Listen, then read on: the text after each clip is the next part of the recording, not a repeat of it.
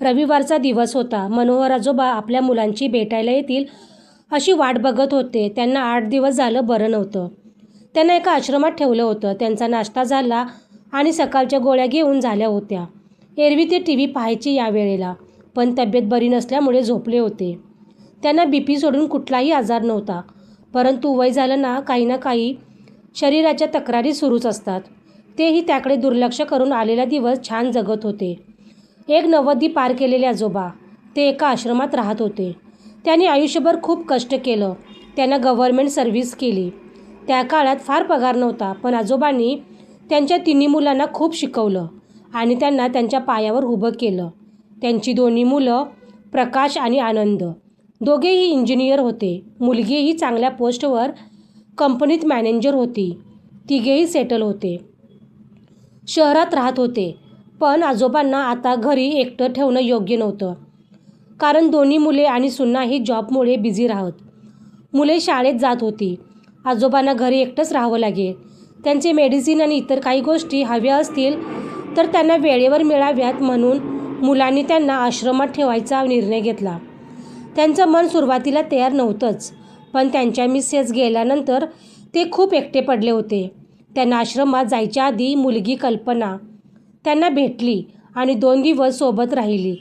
त्यांना काय हवं नको ते सगळं घेऊन दिलं. बाकी आजोबांना तर पेन्शन मिळत होतीच. ते कधीही मुलांना 1 रुपयाही मागत नव्हते. पण बिझी लाईफमुळे त्यांच्याकडे लक्ष द्यायला कुणाला वेळ नव्हता, कारण प्रत्येकाला आपली स्वप्ने पूर्ण करायची असतात. संसार असतो, त्यात गुरफटले जातात सगळेच. मग आजोबांच्या घरची स्थितीही तशीच होती. मग त्यांनीही मनाची तयारी केली की आपण आश्रमात जायचं आणि तिथेच समवयस्क लोकांसोबत छान राहिलेलं आयुष्य आनंदाने जगायचं. आता आपलं काही होवो, आपण परत या घरी का नाही यायचं, असं ते ठरवतात. आजोबांनी काही मागितलं तर सुनबाई म्हणायच्या, काय हो बाबा, तुम्हाला देईपर्यंत ही धीर नाही निघत. काम असतात महत्त्वाची चालू, असं उठता नाही येत. आजोबा समजून घ्यायचे, काही बोलत नव्हते. त्यानंतर त्यांना प्रत्येक गोष्ट मागितली तर असंच ऐकवलं जायचं. सून आणि मुलगा दिवसभर नोकरी करायचे. नातवांशी त्यांना बोलावं म्हटलं तर त्यांना अभ्यास असायचा, क्लासेस असायचे. कधी कुणी समवयस्क मित्र भेटला तर गप्पा मारायचे, पण त्यांना करमत नसत. कुणीही त्यांच्याशी बोलायला नव्हतं. येणारा दिवस ते ढकलत होते. पण त्यांना आश्रममध्ये ठेवण्यात आलं. त्यांनी आश्रमालाच आपलं घर समजलं. त्यांना खूप आनंद झाला. त्यांच्यासारखी अनेक लोक त्यांना भेटत गेले. समवयस्क भेटले, गप्पागोष्टी करू लागले. ते तिथे रमून गेले होते. छान मजेत दिवस चालले होते.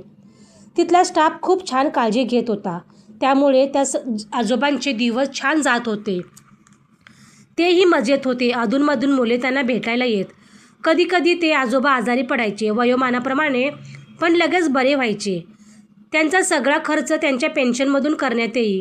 पण त्यांना कधी काही झालं तर त्रास तर स्टाफ किंवा डॉक्टर घरच्यांना फोन करून कळवायचे. तर त्या मुलाला राग यायचा. त्याला वेळ नसायचा. घरातही सगळं बघावं लागायचं. मुलगीही तिच्या संसारात आणि जॉबमध्ये बिझी होती. आजोबा खूप समजदार होते. ते कधी कुणी भेटायला नाही आलं तरी समजून घ्यायचे. त्यांची सर्वांशी मैत्री झाली होती. स्टाफला ते खूप हसवायचे, म्हणून प्रत्येकाला लळा लागला होता. ते सर्वांना आवडायचे. असेच दिवस चालले होते. ते थोडे आजारी होते. अशक्तपणा जाणवत होता, म्हणून आपल्या मुलाची वाट बघत होते.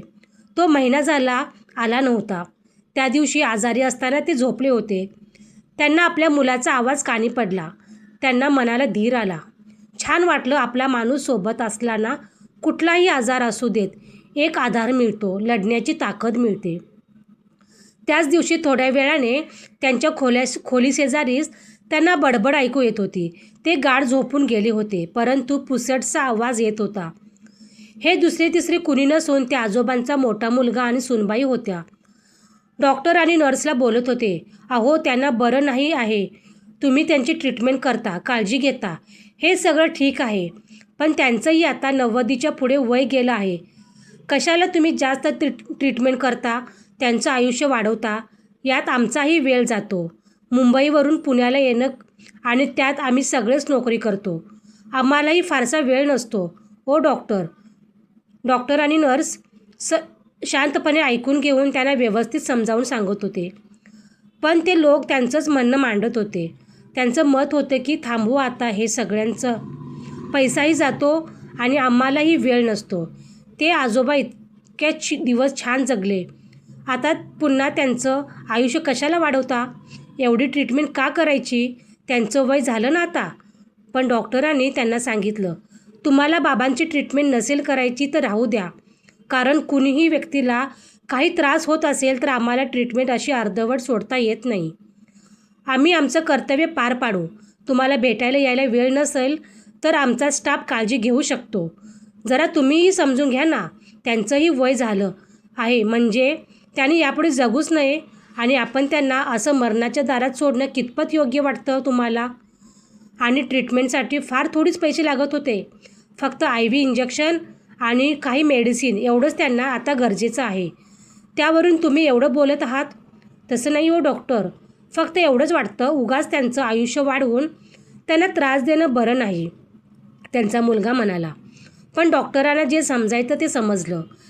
यांचा आवाज वाढला. हे नवरा बायको आणि डॉक्टर आणि नर्सशी जे काही बोलत होते आणि त्यावर डॉक्टरांचं त्यांना समजावणं सगळंच त्यांनी ऐकलं होतं. पण ते झोपले आहेत असं दाखवत होते. डॉक्टर आणि नर्स निघून गेले.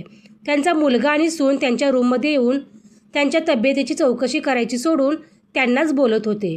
काय हो बाबा, या वयात असं काही ना काही होतच असतं की. तुम्हीच लगेच डॉक्टरांना सांगता. तुमचं नेहमीच आहे. मग ते आम्हाला कळवतात. आम्हालाही आमची कामं सोडून यावी लागतात. आणि त्या डॉक्टरांना बोलायला काय जातंय? पैसेही लागतात ना. आजोबा शांतपणे सगळं ऐकून घेत होते. त्यांना विकनेस जाणवत होता. त्यासाठी डॉक्टरांनी सलाईन वगैरे सुरू केलेलं होतं.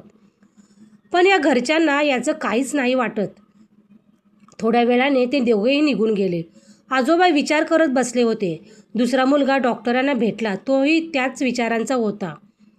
आता वय झाले तोवर राहतील, तोवर ठीक. पण 90च्या पुढे वय गेलंय. तुम्ही फार काही करू नका.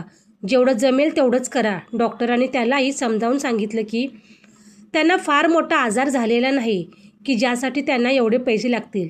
आणि ही ट्रीटमेंट दिली की ते बरे होतील. त्यामुळे तुम्ही प्लीज समजून घ्या. डॉक्टरने असे बोलताच तो निघून गेला. मुलांचे असे विचार, बोलणं ऐकून ते खचून गेले असावेत. रोज व्यायाम करणारे, सर्वांशी गप्पा मारणारे, मस्करी करणारे, हसत खेळत असणारे आजोबा नेहमी कधीतरी आजारी पडायचे. पण 2 दिवसात बरे व्हायचे. यावेळेस का कोण जाणे. त्यांची जगण्याची उमेदच संपून गेली असं वाटत होतं त्यांच्याकडे बघून. ते त्या दिवशी खूप विचार करत होते. डॉक्टर सकाळी सर्व पेशंटला तपासण्यासाठी राऊंडला आले. ते मनोहर आजोबांना तपासण्यासाठी गेले. तेव्हा त्यांना हे काहीतरी विचारत असल्यासारखे शांत शांत वाटत होते. डॉक्टरांनी त्यांच्याशी बोलण्याचा प्रयत्न केला. डॉक्टर निघाले. तेवढ्यात त्यांनी थांबवलं. म्हटले की डॉक्टर, तुम्ही खूप करता हो माझ्यासाठी. नकळत डोळ्यात पाणी जमा झालेलं. नेहमी मला बरं करता. पण यावेळेस या घरच्या लोकांनाच वाटत नाही की मी जास्त दिवस जगावं. ऐकलंय मी कालचं बोलणं. डॉक्टर म्हणाले, बाबा तुम्ही काही काळजी करू नका. आम्ही आहोत ना तुमच्यासोबत. तुमची काळजी आम्ही घेऊ. तुम्ही फक्त काळजी घ्या. आजोबांनी नुसती मान हलवली. आजोबा मनात विचार करत होते की आपली माणसेही असा विचार कसा करू शकतात. आणि यांना माझं काय करावं लागतंय? पैसे तर माझी सोय मी केलेली आहे. मी थोडीच कुणावर अवलंबून आहे. पण जरी यांना असं का वाटावं, ते आज शांतच होते. ते केअरटेकरला म्हणाले, मी जरा वेळ पडतो. त्यांना शांत झोप लागली होती. 4-5 दिवस डॉक्टर त्यांच्यावर ट्रीटमेंट करत होते. घरचे त्या दिवशी काही करू म्हणून सांगून गेले होते. पण डॉक्टर, नर्स आणि इतकं लोक त्यांची सेवा करत होते. व्यवस्थित जेवण वगैरे करत. त्यांचे मित्र मनोहररावांना धीर देत तू लवकर बरा हो सांगत. पण त्यांनाही करमत नसत. 8 दिवस होतात. कुणीही कोणाशी बोलले नव्हते आणि फिरले नव्हते. त्यांना परत पहिल्यासारखं छान व्हायचं होतं. आनंदात जगायचं होतं. पण इतकं होतं पण खूप ॲक्टिव्ह आणि पॉझिटिव्ह विचारांचे, सर्वांना मदत करायचे. त्यांना आता ट्रीटमेंटमुळे एका बेडवर झोपून कंटाळा आला होता. त्यांच्यात आत्मविश्वास होता. खूप सहनशील होते. डॉक्टरांनीही त्यांना धीर दिला. ते बरे झाले. सगळ्यांना भेटले. त्यांना खूप आनंद झाला. पण मुले वेळ नाही म्हणून अजूनही भेटायला आली नव्हती. त्यांनी त्या दिवशी मुलाला असं बोलताना ऐकलं होतं. ते बोलणं त्यांच्या मनाला लागलं होतं. त्यांच्याकडे खूप पैसा होता. पण असं माझ्यासारखे इतरही लोक असतील, माझ्यासारखे त्यांना काय वाटत असेल? त्यांना या गोष्टीचं खूप वाईट वाटत होतं. आपण कुणावर अवलंबून नसावं.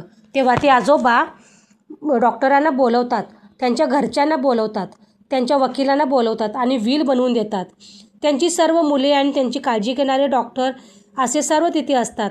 ते सर्वांना बोलावून घेतात आणि सांगतात की माझ्या मृत्यूनंतर माझी सगळी प्रॉपर्टी आणि जे काही पैसे असतील ते आश्रमाच्या ट्रस्टच्या नावाने करतात.